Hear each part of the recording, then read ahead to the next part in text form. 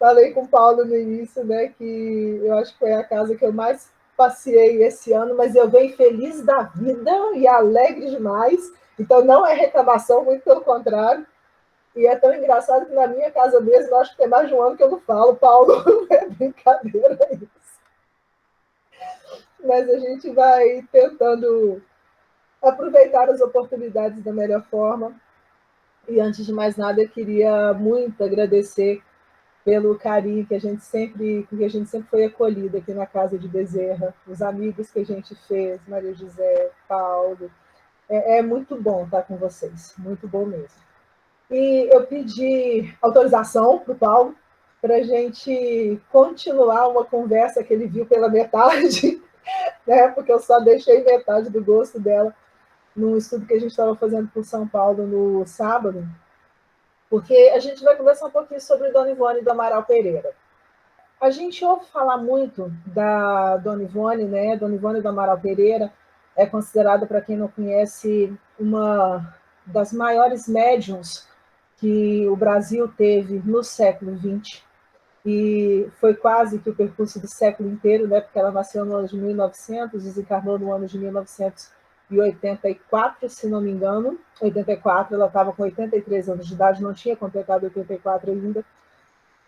E ela é uma figura que é muito cara para mim e muito importante para o movimento espírita em geral, principalmente por causa de um dos livros que ela deixou, que é o livro Memórias de um Suicida. Esse livro ele é de uma importância tamanha que a história dele, né, desde a recepção do livro até a publicação, foram mais de 30 anos que o livro ficou guardado numa gaveta, por motivos vários, nós vamos conversar sobre alguns desses motivos hoje, mas até ele vir à luz mesmo, né, dentro do panorama do movimento espírita brasileiro. E era necessário que isso acontecesse, esse período de espera, era necessário que isso acontecesse, tanto para que Ivone pudesse amadurecer e passar, né, pelas expiações, pelas provações que ela tinha vindo experimentar aqui na Terra, e, ao mesmo tempo, para que, vamos dizer assim, o mundo estivesse preparado para receber as informações que ele trazia.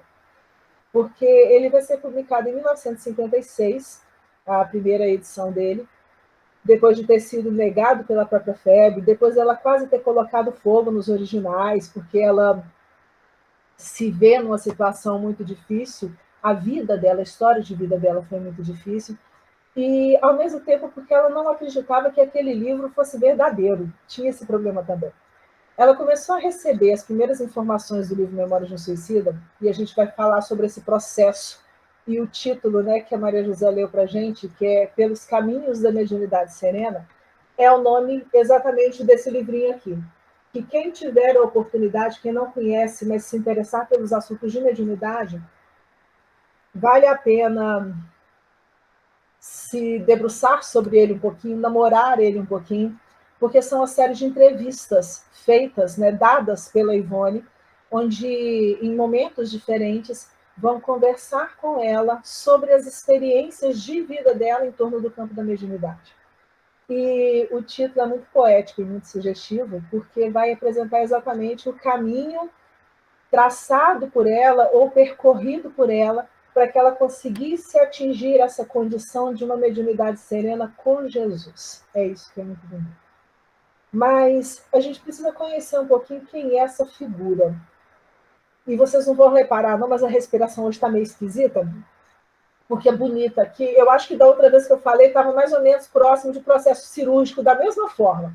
Aquela cirurgia que eu fiz lá atrás, o implante foi agora. Então, eu estou à base de corticoide, anti-inflamatório e antibiótico, então a respiração da gente não fica muito normal, mas está tudo bem, tá?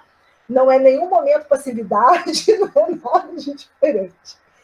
Mas a história dela começa de uma forma muito interessante e a gente vai contar o que vamos dizer assim, a história da Terra conta, depois a gente vai voltar um pouquinho na história que o mundo espiritual traz e a leitura que a gente pode fazer disso tudo. Porque quando a gente ouve falar de um espírito que reencarna, que passa por uma série de experiências muito difíceis, que publica depois de uma certa idade da sua vida, livros que marcaram profundamente o movimento espírita pela profundidade do texto. E do que a gente está falando? Quando ela estava lançando o Memórias de um Suicida, teve uma época que ela estava morando em Belo Horizonte. E ela foi, junto com alguns amigos, visitar o Chico, em Pedro Leopoldo. E numa dessas visitas, né, ela foi lá algumas vezes, numa dessas visitas, quem mandou um recado para ela, pelo Chico, foi André Luiz. E a fala de André Luiz para ela foi o seguinte: o livro estava em processo de lançamento, né? André Luiz mandou dizer para ela que aquele livro sobre os suicidas, era assim que ele falava, era o livro mais importante dos últimos 50 anos da história do espiritismo no campo doutrinário e seria o livro mais importante dos próximos 50 anos do espiritismo no campo doutrinário. Aqueles que se debruçam realmente para estudar a doutrina espírita se dão conta, quando procuram, né, quando se debruçam sobre o Memória de um Suicida, de que lá a gente tem a estrutura completa de tudo aquilo que a doutrina traz para a gente. E por que isso acontece? A mediunidade da Ivone foi sempre muito ostensiva o tempo inteiro. E ela chega a falar que ela não passou por nenhum processo de desenvolvimento mediúnico, porque ela já se viu médium desde muito cedo. Se viu médium pelas experiências da infância, de recordações da vida anterior, de ver espíritos com os quais ela conversava o tempo inteiro dentro da própria casa, de reconhecer dentro de casa aquele que havia sido seu pai na encarnação anterior e aquele que havia sido seu marido na encarnação anterior. Ela conviveu com eles durante a infância inteira. Com o seu pai da outra encarnação, ela conviveu durante a sua existência inteira. É ele o espírito que assina como Charles os livros dela. E isso gerou uma série de problemas familiares. Por quê? Imagina o que é uma criança de 4 anos de idade que olha para o pai dentro de casa e fala assim: não, mas não é você que é meu pai, não. Meu pai é aquele que está ali, olha, com a roupa tal, com a casaca tal, daquele jeito. Dizem que ela levou uma reprimenda, não sei se a gente pode falar que era quase uma surra, porque a gente não tem as notícias disso, porque com em torno de uns 8, 9 anos de idade, mais ou menos, ela se recusou a pedir benção para o pai dela, isso em 1908 e 1909, porque ela falava que ele não era o pai. Tamanha confusão mental dessa criança. E é interessante porque nas entrevistas que ela dá, tanto no Recordações da Mediunidade, quanto no livro Pelos Caminhos da Mediunidade Serena, ela fala que esse era um complexo, um processo complexo que ela enfrentou por causa de um suicídio cometido na vida anterior, mas que poderia ser minimizado os transtornos provocados por esse suicídio se naquela época, mas não era comum, ela tivesse tido a experiência, a possibilidade de passar pela experiência da evangelização infantil e do tratamento de passes. Isso poderia ter auxiliado ela naquele processo todo doloroso de adaptação à nova existência física. Poderia ter tirado os problemas? Não, ela era uma suicida e ela tinha que enfrentar as consequências disso. Mas poderia minimizar um pouco o tanto dessas dores. Esses fenômenos vão ser tão frequentes na vida dela que ela comenta que o primeiro fenômeno mediúnico que ela experimentou, ela não tinha nem um mês de vida, porque ela estava dentro de casa, e eles comentam que isso daí também foi consequência do processo de suicídio. Ela estava dentro de casa, bebezinho ainda, 20 e poucos dias de vida, e passando, os pais estavam na casa dos avós, ela nasceu na região aqui, que hoje é Rio das Flores, no Rio de Janeiro, né? Na época pertencia à cidade de Valença, mas ela teve um acesso de tosse, coisa que acontece com qualquer bebê. Engasgou, perdeu os sentidos, ficou sem ar e foi dada como morta. Foi, como eles dizem, né? Esqueci o termo exato, mas foi, lembrei, amortalhada, colocaram a roupinha, prepararam o caixão, arrumaram o salão da casa dos avós, prepararam tudo para o velório e o corpo dela ficou sendo velado nessa sala, enquanto a mãe, com a certeza absoluta de que a filha não estava morta, desesperada diante de tudo aquilo que tinha acontecido, entrou para o seu quarto e começou a entrar em oração. E nessa oração ela se dirigiu diretamente a Maria, e pedindo a Maria, conversando com Maria, falando que sabia que a sua filha não estava morta, que ela não estava enganada, mas que caso tivesse que ser levada a filha dela, ela aceitava. Mas que se ela tivesse viva, como ela acreditava que ela estava, que Maria, por favor, devolvesse a filha para ela e que ela consagraria aquela criança a Maria. Diz a história de Ivone, e a Ivone narrando isso, é o primeiro capítulo do livro Recordações da Mediunidade, e esse livro tem um caráter que é muito gostoso da gente perceber pelo seguinte: quem vai escrever o livro junto com Ivone é o Dr. Bezerra de Menezes. Dr. Bezerra de Menezes, ele geralmente abre os capítulos trazendo vamos dizer assim, a parte doutrinária, a parte teórica da doutrina, que tem a ver com aquele momento da vida dela que ela vai narrar logo em seguida. Então, ele vai explicar, por exemplo, no primeiro capítulo, o que é letargia, o que é catalepsia. E aí ela começa a contar os diversos fenômenos de catalepsia e de letargia que ela teve durante a sua existência.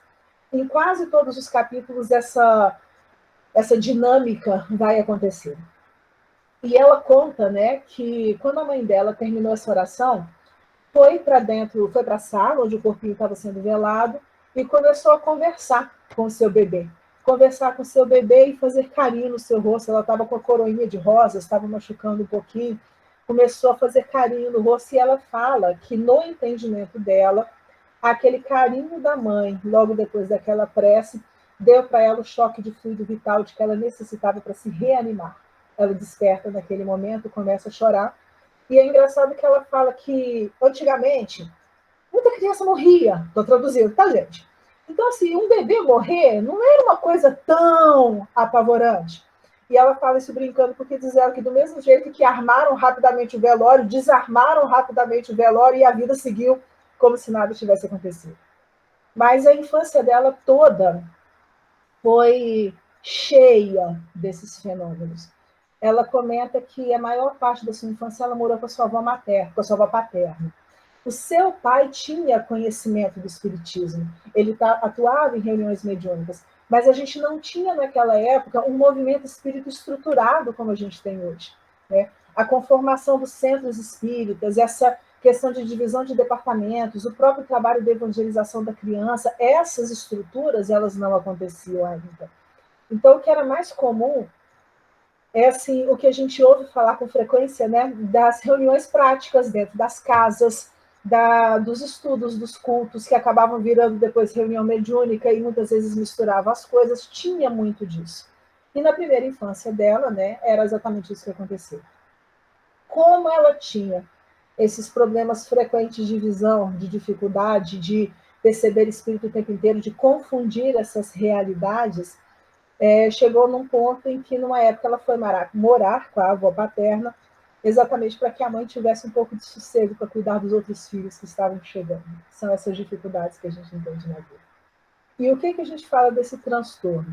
Ela comenta, por exemplo, que teve uma vez que ela queimou a mão no ferro, e ela ficou nervosa com aquilo e começou a chorar, e a gente percebeu o que é o nível de interação com o outro lado.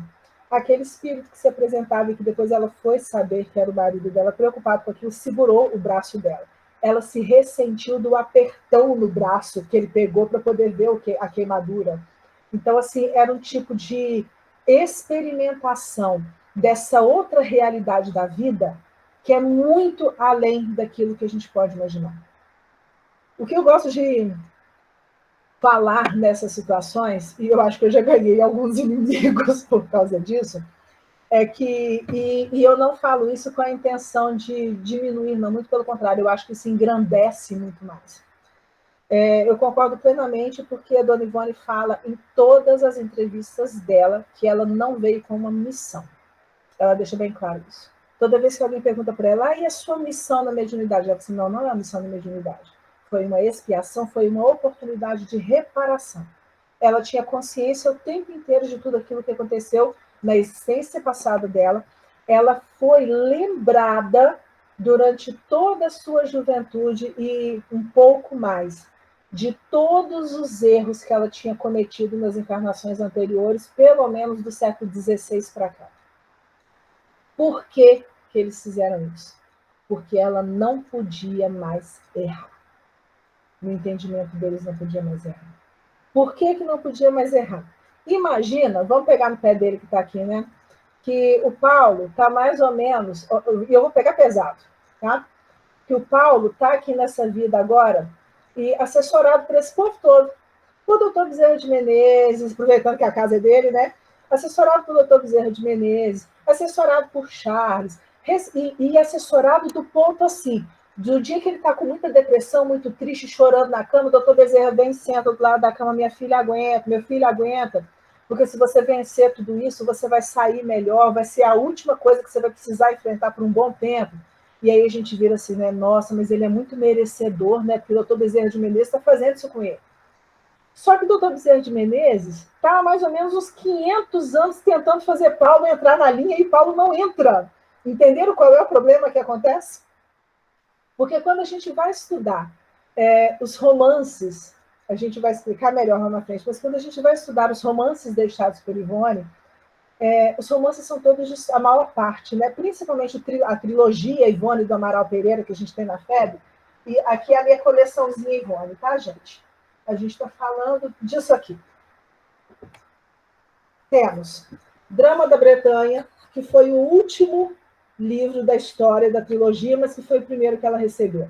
O marido dela, espírito, veio contar a história. A gente falou que ela se suicidou no século XIX, não foi o primeiro suicídio dela. No século XVIII, ela também já tinha cometido suicídio. Pelos mesmos problemas que a gente vai ver lá na frente. Ele contou essa história para ela entender do porquê que os dois tinham tantas dificuldades de permanecer juntos. Não foi o suficiente. Nessa história aqui, Charles, que era o pai dela, era o irmão. Dr. Bezerra não foi permitido acompanhar ela nessa encarnação, porque ele precisava fazer outras coisas. O espiritismo estava chegando por aqui e ele já tinha sido convocado por Jesus para atuar nesse processo de consolidação do espiritismo aqui no Brasil. A gente tem, antes dele, século XVII, o Cavaleiro de Núñez. O Cavaleiro de Núñez é uma história que se passa na França de Luís XIV e, ao mesmo tempo, vai pegar um pouco da região de Flandres. Ela não se mata, mas ela era muito bonita, uma nobre bastarda, inspirava amores em muitas pessoas, traiu a sua família e induziu dois, inclusive o seu marido, né, que a gente já comentou dele, ao suicídio. Ela acabou induzindo homens que se apaixonaram por ela a se suicidarem, em desespero por não se sentirem amados. Naquela época, apesar de ser filha bastarda, ela foi educada pela tia, que a amava, mas que quando morreu acabou deixando-a numa situação muito difícil. Mas em termos de educação religiosa, ela foi acompanhada desde o berço pelo padre da vila onde ela morava, que era exatamente a vila de Núñez. O padre dessa vila era o doutor Bezerra de Menezes. O ajudante do padre era o mesmo Charles, o pai, que estava lá, evangelizando, doutrinando, catequizando, insistindo para colocar aquela criatura na linha. Antes disso, história que não foi contada pelo Roberto de Canaleiras, que é esse marido, mas que foi contada pelo Charles, que é o primeiro da trilogia Nas Voragens do Pecado. As três histórias são apaixonantes. Quem não conhece ainda, pega um dia para namorar, mas é para degustar. É o tipo de história que a gente vai degustando, a gente vai se sentindo junto, a gente vai apaixonando junto. Nessa encarnação, ela filha de uma família de protestantes, de huguenotes, como falava na França, né? E protestantes que viviam de acordo com os princípios do cristianismo redivivo. Era aquela família de protestantes que literalmente abraçou o cristianismo como Jesus trouxe e viveu de forma cristã. E sabe por que a gente está dizendo isso? Porque o patriarca dessa família era exatamente o doutor Bezerra de Menezes. Ele era pai dela lá no século XVI.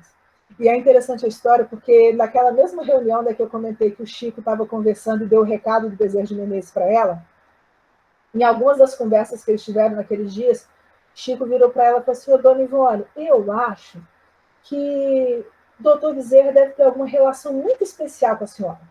Porque o tipo de cuidado que ele tem com você não é o tipo de cuidado que se tem com os outros espíritos normais que ele atende. É diferente, é um carinho a mais, é uma preocupação a mais. É quase como se fosse alguma coisa de pai.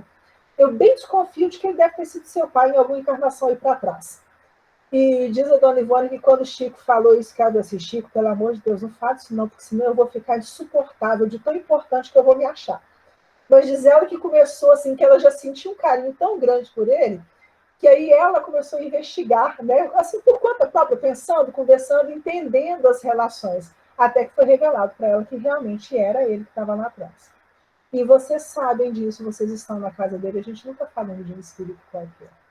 A gente está falando de um espírito que muitos estudiosos já levantaram até hoje, né? E até em função da própria mediunidade da Ivone, a identificação dele com Zaqueu, ele conviveu com Jesus. Não é um espírito que simplesmente está começando. Vou colocar, Rosali, vou colocar no chat os nomes dos livros. Mas não é um espírito que está começando a experimentar os caminhos do cristianismo agora, não. E aí a gente lembra, eu gosto muito de fazer esse paralelo, porque a gente comenta, né, da ajuda que ela teve. Ela teve essa ajuda porque ela fazia parte daquela família espiritual. Chegou num ponto, lá no século XVI, que ela e o Roberto, né, esse marido dela, foram os únicos da família que ficaram para trás. Os outros todos já tinham alçado os voos que eram necessários para os lugares para onde eles poderiam ir. Então, era aquele grupo familiar que estava ansiosa, amorosamente. Charles fala que eles chegavam a se amar quase que com egoísmo, apesar de não ser o termo correto, né? Mas que era um amor tão entranhado daquele núcleo familiar, enquanto família espiritual, que chegou num ponto que eles já tinham doado tanto em prol da humanidade e aproveitaram todas as redes de relações construídas por eles para tentar, de alguma forma, salvar esses dois que tinham ficado para trás. Esse processo de salvamento começou no século XVI, terminou no século XX, para a gente ver como é que as coisas acontecem. Mas por que a gente está comentando dessa situação? Dona Ivone, dentro da estrutura, né, construída para a existência dela pelos espíritos que a ampararam do lado de lá, ela veio para viver aproximadamente 42 anos de idade, que era o período que faltaria da encarnação que ela interrompeu pelo suicídio no século XIX. A gente sabe, e no Memórias de Suicídio eles comentam, né, que é muito comum, quando uma pessoa se mata, ela passar por uma reencarnação posterior para completar aquele tempo, até para auxiliar no processo de reequilíbrio do perispírito, que é muito danificado em função do processo do suicídio. Ela veio para fazer esse período. O que era esperado dela? E aí vocês me perdoem, a gente vai começar a ler alguns trechinhos, só para a gente poder entender melhor, né? Essa história dela, desse suicídio do século XIX, não foi contado para ela nem por ela.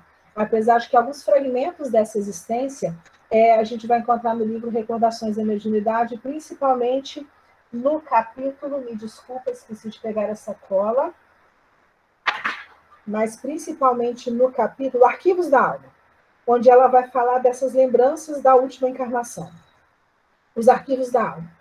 E nessa história, quando eles pretendem contar para ela, né, e pedir que ela faça o livro, diz a própria Ivone que o Dr. Bezerra de Menezes intervém e fala que não seria mais necessário que ela se expusesse mais esse tempo.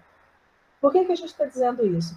Porque as 3 histórias da trilogia da Ivone são histórias muito tristes, mas que são histórias que fazem parte dos erros comuns que a gente carrega.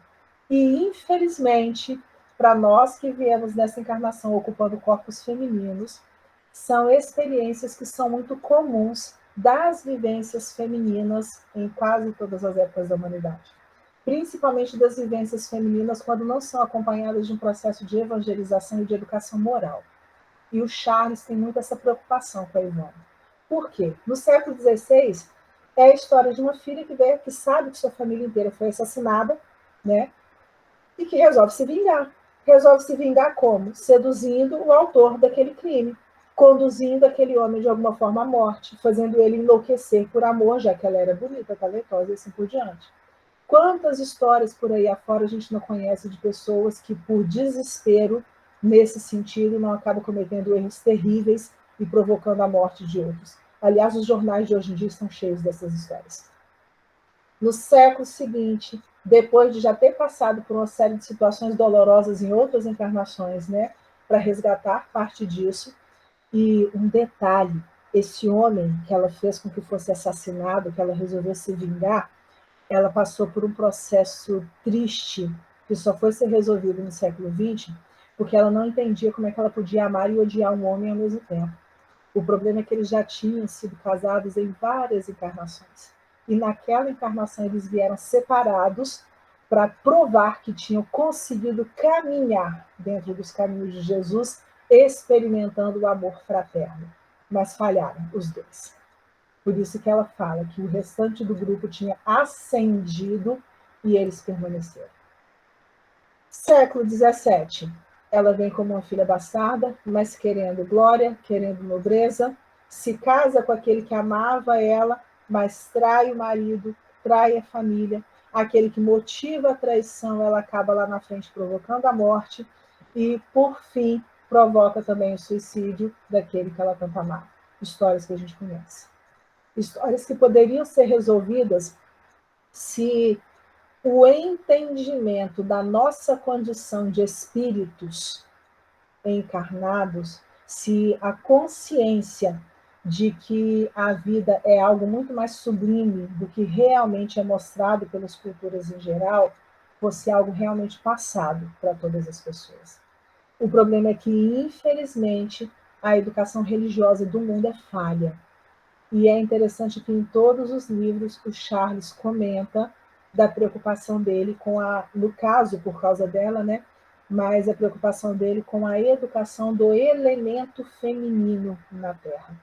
De entender o papel da maternidade, de entender o papel da mulher dentro da estrutura familiar, porque é um papel agregador.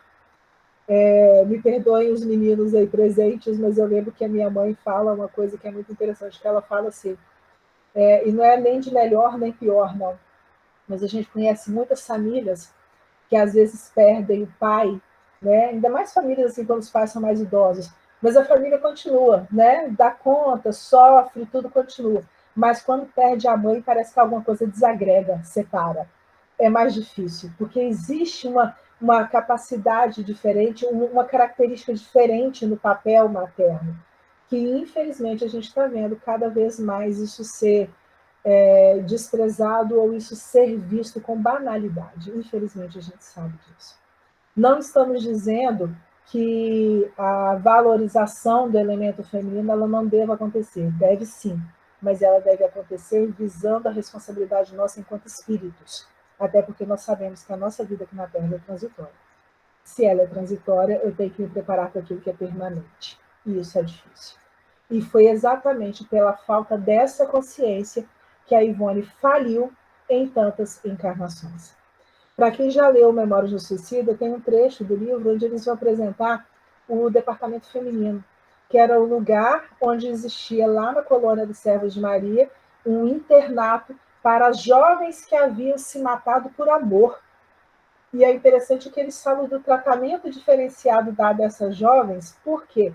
Porque a falta de educação e de preparo, tanto moral quanto cultural delas, era tamanho que elas, às vezes, enganadas pelos namorados, enganadas por alguns homens, acabavam caindo por caminhos difíceis e, por não se ver com condições de continuar enfrentando a vida com dignidade, elas escolhiam experimentar a morte. Só para a gente entender das preocupações do Charles, a preocupação dele era essa. E nesse conjunto todo, a Ivone, nesse período todo de existência, lutando com esses problemas, que são problemas que eles vão chamar de problemas do coração, porque era sempre traição à família, ao marido, aos pais, era sempre problemas relacionados à afetividade, que ela não conseguia lidar ainda. Eles foram construindo uma história para trabalhar nela aquilo que era necessário que ela vencesse com mais rapidez. Do que a gente está falando? O livro Leila, Filha de Charles, foi ditado por um espírito chamado Arnaud de Numies, que acompanha a Ivone nos três livros da trilogia, que daqui a pouco eu vou colocar o título, tá, Rosalia? Só para poder não perder o fio da meada aqui. Mas, nesse livro, eles narram, e tem 2 trechos que a gente vai pegar, eles narram 2 situações muito interessantes. A primeira situação é a ficha da Ivone, logo que ela desencarna enquanto Leila, lá no século XIX, em Portugal, e eles estão planejando a nova reencarnação dela. E vocês me desculpem, a gente vai pegar um fragmento disso daqui. Porque depois de falar do tipo de morte, quanto tempo que ela deveria permanecer, qual é o nome, quando que nasceu, quando que morreu, eles vão falar as condições em que a Ivone estava naquele momento. Vamos colocar a Leila. As condições em que a Leila estava naquele momento. E aí eles falam que no corpo físico ela danificou os pulmões. Dona Ivone teve problemas respiratórios a vida inteira. No perispírito, o centro cardíaco. Por causa também dos 2 suicídios, ela teve problemas cardíacos durante a sua existência inteira. Ela se jogou no Mar da Bretanha, norte da França, no século XVIII, e depois, no século XIX, ela se jogou no Tejo. 2 mortes por afogamento. Motivos. E eu acho interessante falar dos motivos, porque são muito sérios o modo como eles vão colocando. Porque a gente ouve falar do vício, mas a gente não se dá conta, na verdade, do que é esse vício. E eles vão falar que os motivos do suicídio dela foram orgulho. E a gente pensa, orgulho, tudo bem, orgulho, né? A gente sabe o que é orgulho. Será que a gente sabe? O que é orgulho? Quais são os orgulhos que a gente traz à nossa existência? E aí, é interessante porque eles explicam. Então, eles vão colocar, isso aqui são os mentores da Legião dos Servos de Maria lendo a ficha para preparar a próxima encarnação. Orgulho, abre parênteses. Beleza, ela tinha orgulho de ser bela. Riqueza, ela tinha orgulho de ser rica. Talento, ela era uma pianista extremamente talentosa, aliás, foi por causa disso que ela acabou abandonando a família, o marido e a filha morreram, e depois ela, arrependida, se jogou no Tejo, né? Talento, cultura, ela era extremamente culta, foi educada nas melhores escolas de Paris, então era orgulhosa da cultura que ela tinha. Educação primorosa, sabia falar várias línguas, sabia dominar uma série de questões diferentes. E, por fim, falta de fé. Porque a falta de fé, ela coroa esse conjunto todo. Porque eu posso ter cultura, eu posso ser bela, eu posso ser rica, eu posso ter talento, eu posso ter uma educação primorosa, mas quando eu não tenho fé, isso tudo aí entra em desequilíbrio, isso tudo cai e deixa de estar a serviço do crescimento humano. O problema todo é esse. Continua ainda. Egoísmo. Qual era o egoísmo que foi apresentado na história dela? No momento do suicídio, ela não pensou no pai, e quando ela abandonou a família em busca da fama, ela não pensou no marido, não pensou na filha. Quando a gente não pensa nas pessoas que estão à nossa volta, é uma forma de egoísmo. Ah, mas eu tenho que ceder tudo? Não, a gente não está falando que tem que ceder tudo. Mas a gente tem que tomar muito cuidado com o alcance ou com as consequências das minhas escolhas. Será que aquilo que eu estou escolhendo vai provocar talvez a queda ou a perda da outra pessoa? A gente tem que pensar nisso. Ah, mas eu tenho que ser responsável por tudo? Pois é, né? Alguns livros da Ivone são assinados por Leon Tolstói. Tolstói, muitos conhecem, foi um grande escritor russo que escreveu diversas obras maravilhosas, Amor e Ódio, Ana Karenina. Ana Karenina é um romance onde a heroína da história ela se mata por amor no final da história. E a história é belíssima. Só que muitas jovens daquela época, lendo o livro, inspiradas no movimento romântico de Ana Karenina, resolveram também se matar. Foi culpa dele? Não. Mas quando ele chegou no mundo espiritual, ele descobriu a quantidade de mortes que tinham sido inspiradas pela história dele. E ele resolveu voltar e escrever junto sobre as consequências do suicídio para tentar diminuir um pouco a culpa que ele trazia em si por ter induzido, mesmo que inconscientemente, as pessoas àquele erro. Nós somos responsáveis por aquilo que fazemos e por aquilo que deixamos de fazer. É pesado, eu sei, mas nós somos. Mais ainda, ela tinha paixões. Quais eram as paixões dela? Aventura amorosa. Ah, ela saía com um monte de homem? Não, mas ela gostava de ser cortejada. Ela gostava de se sentir bonita, ela gostava de se sentir adorada pelos homens à sua volta. Mesmo que ela não cedesse aos encantos de todos eles. Mas ela gostava, isso daí fazia bem para ela. Ainda por cima, aventuras amorosas, fama e aplausos. Elizabeth, pode falar. Elizabeth levantou a mão aí. Levantou mesmo, Elizabeth? Estou seguindo. Se quiser, pode abrir o microfone, fica à vontade, tá? Mas vamos lá. Aí eles colocam também as atenuantes que ela tinha, porque todos nós temos os nossos problemas, tem os atenuantes e tem também os agravantes das histórias. Quais são os atenuantes? Ela estava em depressão e era vítima de obsessor. Isso eles deixam bem claro. Estava em depressão, era vítima de obsessor. Foi vítima de sedução. Ela era muito jovem quando ela foi seduzida pelo homem que fez com que ela abandonasse a família dela. Tanto é que ela estava com aproximadamente 19 anos, ela casou com 15 anos de idade nessa história. Com 20 anos, ela já estava com uma filha de 5. Então, ela se deixou seduzir.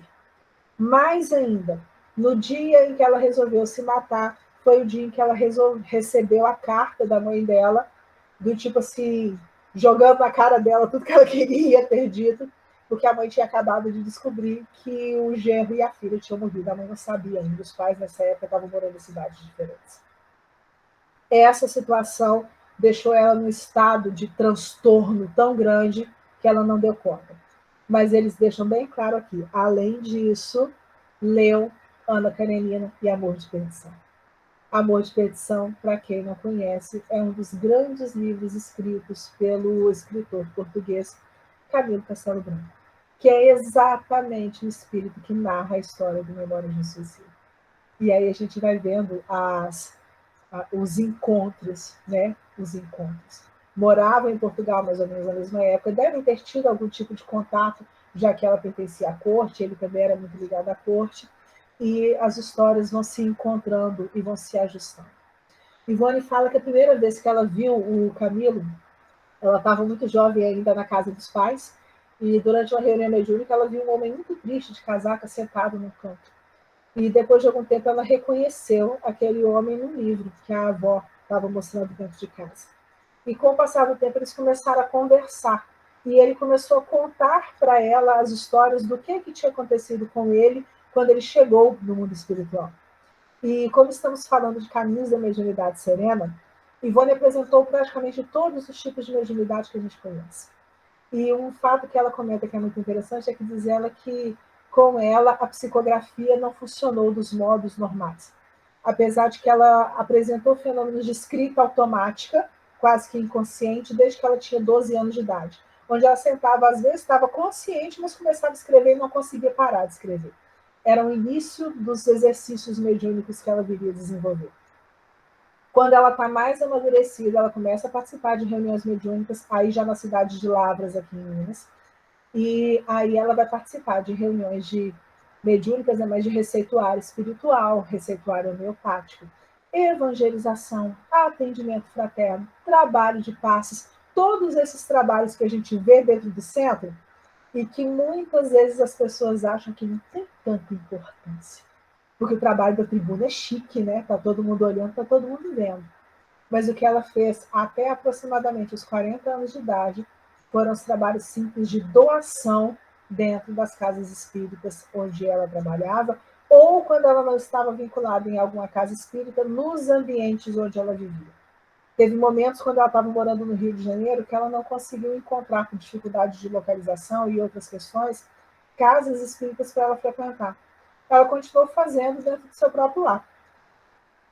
Mas pode, Rogério, reunião mediúnica dentro de casa? Não, não é de reunião mediúnica que a gente está falando. A gente está falando dos trabalhos de aconselhamento, escutar, ceder o ouvido, aplicar o passe quando era necessário. As sobrinhas dela falam que as primeiras aulas de evangelização que elas tiveram foram exatamente com Dona Ivone dentro de casa, que terminava o almoço da família, ela juntava a criançada toda e evangelizava aquelas crianças que estavam lá por perto. Então, é uma vivência cotidiana daquilo que a gente sabe que é o correto para se fazer dentro dessas situações. E aí, voltando ainda para a ficha dela, os agravantes para a história de Ivone, né, de Leila. Suas ações anteriores levaram à morte do marido e a filha, isso enquanto Leila. É reincidente no suicídio, história do drama da Bretanha. Despertava paixões levianas paixões levianas que levou outras pessoas ao suicídio. E aí é interessante quando eles começam a colocar alguns detalhes, porque eles vão completar apresentando o que se esperava que fosse feito lá para frente, né? mas, ao mesmo tempo, eles falam de uma proteção que ela tinha. E a proteção apresentada por ela é: o pai dela fazia culto do evangelho diário. O culto do evangelho feito pelo pai dentro de casa era um elemento de proteção daquela família inteira. Mesmo que ela acompanhasse, mas não conseguisse ainda entrar dentro de tudo aquilo, permitir que a doutrina entrasse. O pai dela era espírita. Ele foi um dos primeiros que acompanhou Kardec ainda nos estudos dos fenômenos das mesas girantes. Ele foi um dos espíritas da primeira hora. E aí é interessante, porque ela fala do plano de ação. Eles colocam nessa ficha o plano de ação que ela deveria, que deveria ser colocado em prática na existência dela futura, né? E aí o que eles sugerem é que ela deveria reencarnar em família pobre e humilde, onde não tivesse oportunidade nenhuma de exacerbar seu orgulho pelas razões que foram descritas anteriormente. Então, ela não ia ter cultura, não ia ter chance de desenvolver talento, não ia ter uma educação primorosa, não ia ser bela, não ia ser rica. Isso daí tudo seria garantido a ela. Viria uma família espírita porque seria o mais rápido dentro daquilo que ela precisava nesse momento. Coisas que eles ainda vão colocar. Com os danos provocados no perispírito, sofrerá problemas circulatórios e desencarnará por esses problemas circulatórios por volta dos 42 anos de idade. Vou voltar nesse ponto daqui a pouquinho. Terá mediunidade ostensiva. Por quê? Como consequência da flexibilidade excessiva na associação entre o espírito e a matéria, já que ela traiu para si mesmo essa flexibilidade com a reincidência do suicídio. Como ela tinha cometido suicídio 2 vezes, era como se ela tivesse desagregado de tal forma a estrutura de ligação entre o seu perispírito com os corpos físicos, que promoveria essa elasticidade, que fazia com que ela tivesse mais facilidade no contato com as questões do mundo espiritual. E assim, Ivone reencarna. Reencarna no interior de Minas Gerais, do Rio, numa cidade onde eles falam que o maior rio não conseguiria afogar nenhuma criança, que é para não correr risco dela cometer de novo o mesmo erro. E, ao mesmo tempo, experimentando toda uma série de sensações que visavam exatamente ao reajustamento dela. Falamos da questão da psicografia. Os livros recebidos por Ivone, que, igual os 3 que eu já coloquei aqui o número, mais o Memória de um Suicida, mais ainda os outros contos que ela vai narrando, né, não foram psicografados normalmente como a gente conhece. Ela fala que ela era levada em desdobramento ao mundo espiritual. Lá ela era levada a assistir às cenas que eram mostradas nos livros, nas histórias. Era como se ela acompanhasse um filme, ou se ela estivesse dentro de um filme. E aí, de posse dessas recordações, ela voltava aqui para o nosso plano material, e aí sim é que começava o processo de recepção dessas obras. Foi assim que ela tomou contato com as histórias que a gente contou até aí. E o interessante é que, quando ela estava com 42 anos de idade, no livro Recordações da Mediunidade, nesse capítulo que a gente falou, que é Arquivos da Alma, ela fala que ela estava morando na cidade, agora eu não vou me recordar qual que é, mas ela tinha mudado para lá há pouco tempo, ainda não tinha começado, né, um trabalho em casa espírita, e ela entrou numa dessas crises catalépticas que ela tinha com frequência. Entrou num processo em que ela mesma disse que ela estava num quadro de quase morte. E ela ficou 2 meses agonizando, os familiares sem saber como ajudar, era uma cidade muito pequena. E nesse processo, ela fala de acompanhar, enquanto espírito, um tratamento que foi feito no corpo físico dela e um tratamento que foi feito ao mesmo tempo no perispírito. Ela passou por uma intervenção cirúrgica no perispírito dela, exatamente no campo do coração, no campo que deveria levá-la à morte naquele período que estava previsto. E é muito bonita a história, porque no livro Leila, Filha de Charles, eles contam que por volta desse período, quando ela estava dentro desse processo, que deveria ser o processo de desencarnação dela, a mesma equipe responsável pelo planejamento daquela existência, porque a Ivone fala nas entrevistas que ela sabia que ela ainda era interna do hospital da Legião dos Servos de Maria, que ela ainda estava em tratamento, ela deixa bem claro isso, que ela sabia que ela estava em tratamento, que ela não tinha liberdade para fazer o que ela queria, porque ela estava cumprindo uma reencarnação punitiva pelos erros cometidos por ela. Mas ela fala que nesse período, né, em que ela estava nesse processo, esses espíritos estão reunidos no mundo espiritual para decidir o que vai acontecer. E nós vamos começar a encerrar com um pedacinho dessa fala, porque a reunião começa com o Teócrito, para quem já leu Memórias do Suicídio, o irmão Teócrito, ele é o diretor do hospital, e ele toma a palavra para conversar com aquele grupo que está lá. Que grupo que é esse? O grupo das pessoas que estavam reunidas, dos familiares da Ivone. E esses familiares é interessante porque quando a gente pega Memórias do Suicídio, a gente vê que grandes personagens de todos os livros dela estavam atuando como voluntários no Hospital Maria de Nazaré na época em que Ivone estava sendo atendida. O que significa que quando nós precisamos de socorro, os nossos amores da espiritualidade se movimentam do lado de lá e, na medida do possível, atuam também como voluntários para auxiliar no nosso reerguimento. Nós nunca estamos abandonados. E aí a fala do Teócrito é a seguinte: como sabem, caros irmãos, o caso Leila de Guzmán teve uma mudança positiva e gostaríamos de salientar a dedicação do mentor Charles nessa transformação. Por que Charles? Porque quando Leila morreu, Charles, né, depois daquela conversa lá onde eles leram a ficha, pede autorização para acompanhá-la, mas eles negam, porque já tinha muito tempo que ele estava acompanhando ela. E antes dela reencarnar como Leila, ela aparece para ele e pede a ele exatamente que ele seja rígido e rigoroso na educação dela, porque senão ela falharia novamente. Ele a educa, evangeliza, ama, protege, mas não age com rigidez. A falha dele foi essa. E como ela desencarna daquela forma, ele pede para acompanhá-la como espírito, se fazendo visível diariamente, para não permitir que ela caísse nos erros que ele havia permitido que ela caísse, né, anteriormente. E ele é muito duro com ela. Ele é muito duro, de vigiar mesmo, de não deixar, de chegar em situações, olha, você vai acompanhar aquela espírita assim, assim, assado, e às vezes colocar ela 2, 3 meses do lado de um espírita de suicida, para ela aprender a lidar com o sofrimento do outro. Foi um tratamento intensivo, pesado. Mas aí eles comentam isso, que ele pede para retornar. Paulo, eu vou precisar só de mais 5 minutinhos, você me perdoa, tá? E aí continua. Ivone hoje se acha submissa aos nossos conselhos. E podemos dizer que a mediunidade tem feito muito bem a ela.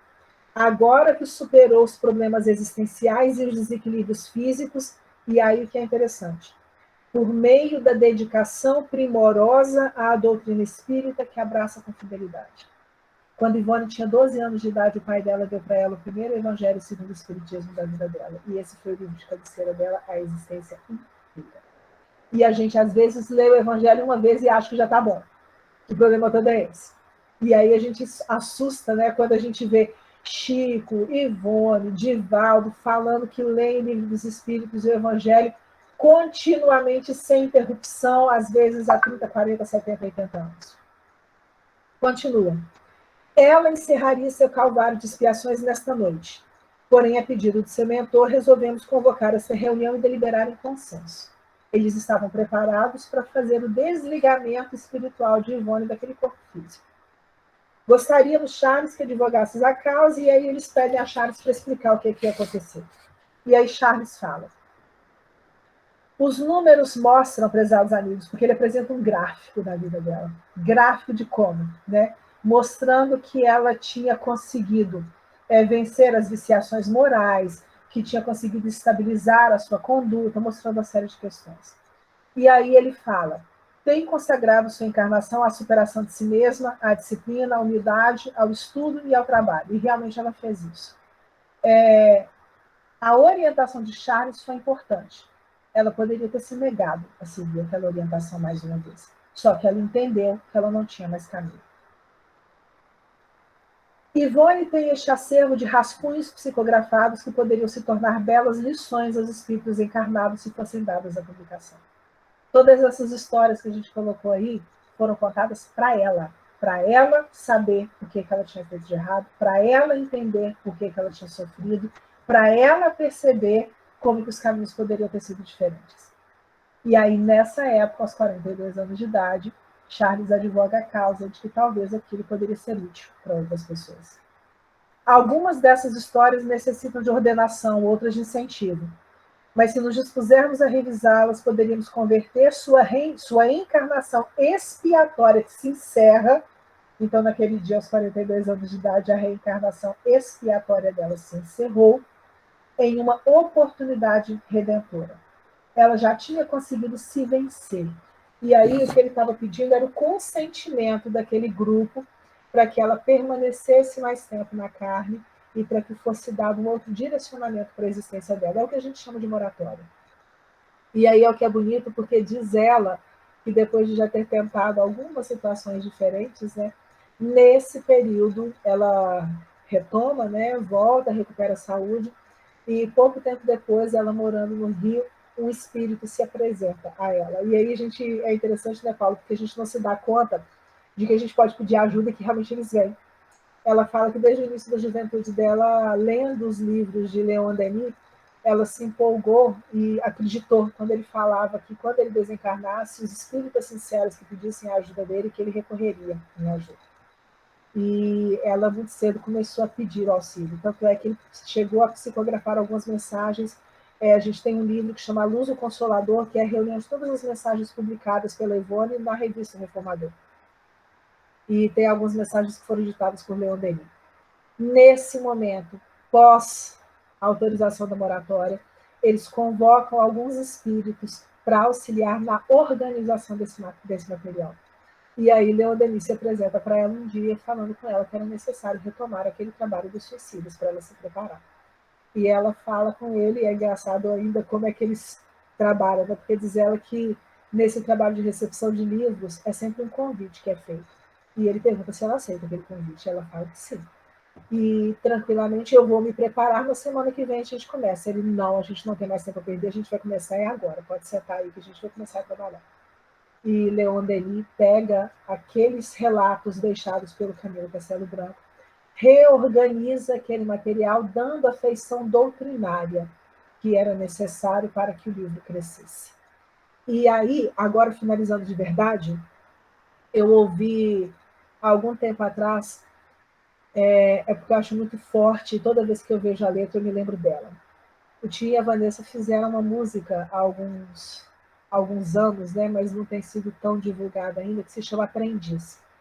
E essa música eles colocaram como subtítulo dela Homenagem ao Livro dos Espíritos.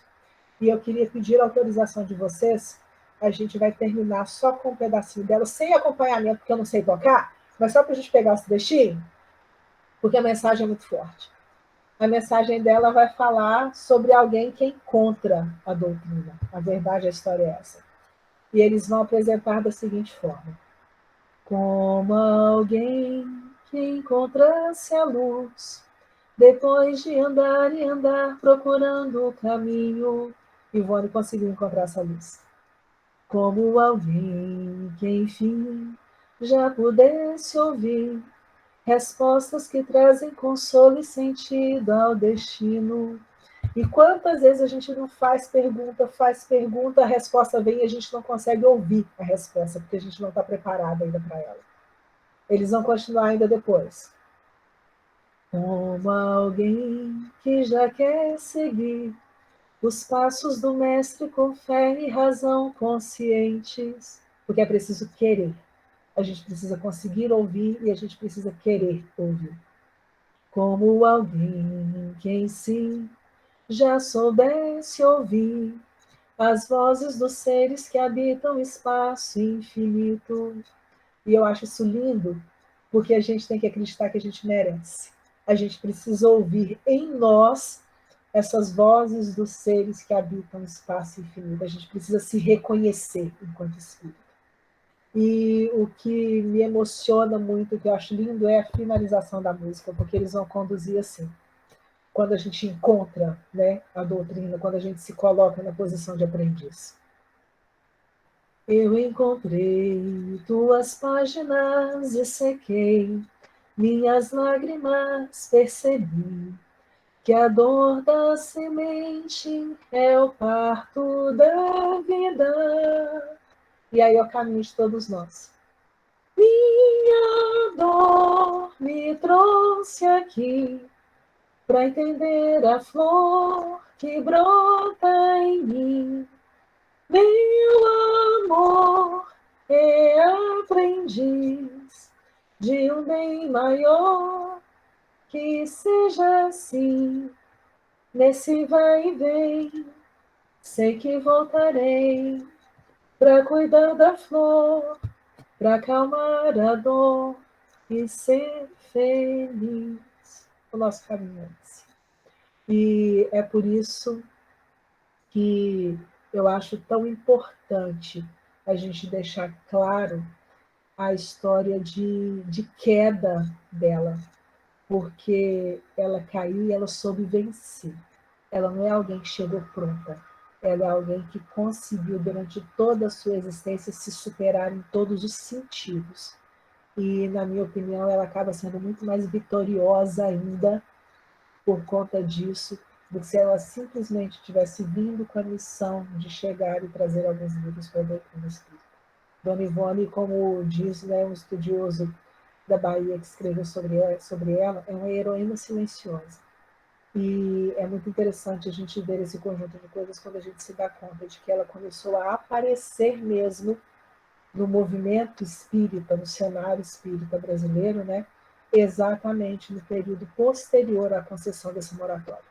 Os livros dela todos foram publicados depois dos 46, 50 anos de idade dela, porque o processo de construção de construção íntima que ela precisava fazer, ela já tinha conseguido desenvolver. E aí foi colher os frutos. E nós também podemos fazer o mesmo tipo de percurso, colher os frutos. Paulo, muito obrigada. Meus amigos, muito obrigada pela companhia, pelo ouvido, que a gente fala e esquece da vida, me desculpem, mas que possamos todos ter uma excelente noite, uma noite de paz. E sabendo que do mesmo jeito que eles protegeram Ivone de todas as formas possíveis, a gente tem uma legião imensa de espíritos também protegendo a cada um de nós. Talvez a gente só precise não bater tanta cabeça ou não esperar quebrar tanta cabeça para a cirurgia ter que ser tão forte, como foi no caso dela, né? Talvez a gente não precise sofrer tanto, mas somos amparados, somos protegidos e temos a bênção de estar numa doutrina que permite que a gente saiba disso tudo. Um beijo grande no coração de vocês.